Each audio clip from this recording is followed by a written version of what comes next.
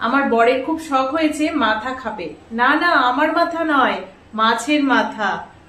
বেশিরভাগ সময় আমাদের ঘরে কাতলা মাছটাই আনা হয়, রুই মাছ খুব কম আনা হয়। তবে আমার বরের খুব ইচ্ছে করেছে রুই মাছের মাথা খাবে।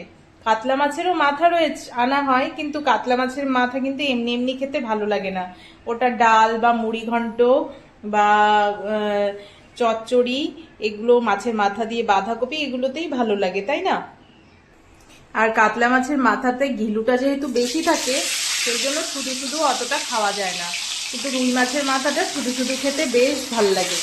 সেই জন্য কাল আমরা রুই মাছ নিয়ে এসেছি, একটা গোটা রুই মাছ নিয়ে এসেছি। তো আজকে সেটাই বানাচ্ছি।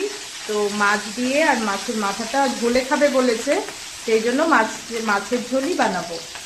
প্রথমে মাছগুলো আমি ভেজে নিচ্ছি, আর এদিকে আমি আলু, পেঁয়াজ এগুলো সব কেটে নিয়েছি, আর বানাবো লাল শাক। ওদিকে মাছটা ভাজা হতে থাক, আর এদিকে আমি শাকগুলো ধুয়ে নিই।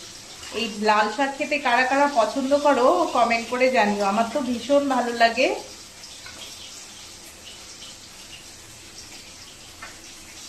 এই এক আঁটি ডাঁটা শাকের দাম নিয়েছে 30 টাকা। এখানে একমাত্র ওই পালং শাকটারই দাম কম, 20 টাকা আঁটি। বাকি সব শাকেরই দাম রয়েছে, বটুয়া, ডাঁটা, সর্ষে শাক, সব শাকেরই বেশ ভালোই দাম রয়েছে। এদিকে মাছগুলো ভাজা হতে থাক, চলো দেখে আসি আমার মেয়ে কি করছে। কি খাও তুমি? হ্যাঁ, দই। আর আর কি খাচ্ছ? গুড়, দই, মুড়ি আর গুড়।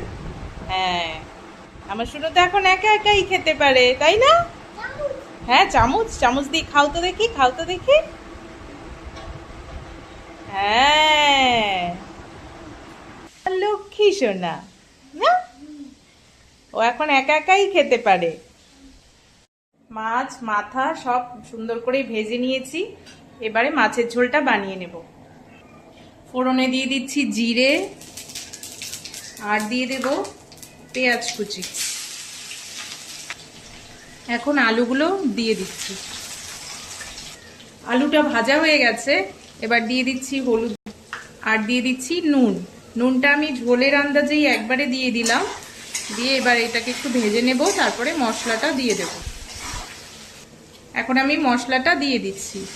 তো মশলাতে আমি দিয়েছি এখানে পেঁয়াজ, কাঁচা লঙ্কা, জিরের গুঁড়ো, আর হচ্ছে শুকনো লঙ্কার গুঁড়ো, সব কিছু আমি মিক্সিতে একবারে পেস্ট করে নিয়েছি। এবার মশলাটাকে খুব ভালো করে কষাবো। মশলাটা খুব ভালো করে কষে গেছে, এখন জল দিয়ে দিচ্ছি।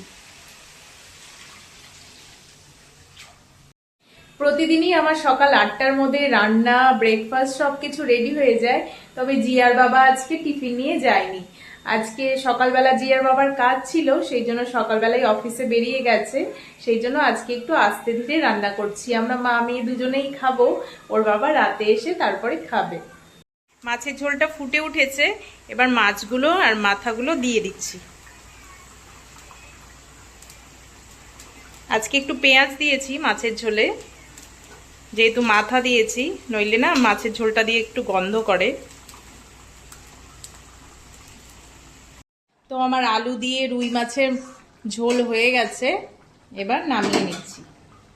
দেখতে তো ভালোই হয়েছে, এবার খেয়ে দেখার পালা কেমন হয়েছে। না, খেয়ে বলো কেমন হয়েছে। দারুণ।